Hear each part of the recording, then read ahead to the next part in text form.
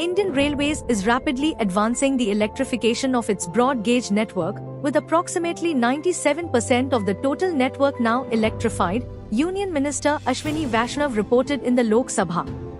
Since 2014 to 15, around 45,200 route kilometers have been electrified, with the pace increasing from 1.42 km per day in 2004 to 14 to 19.7 km per day in 2023 to 24.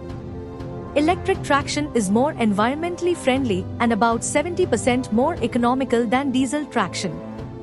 The system includes multiple safeguards, including grid connections and redundant power sources for uninterrupted services.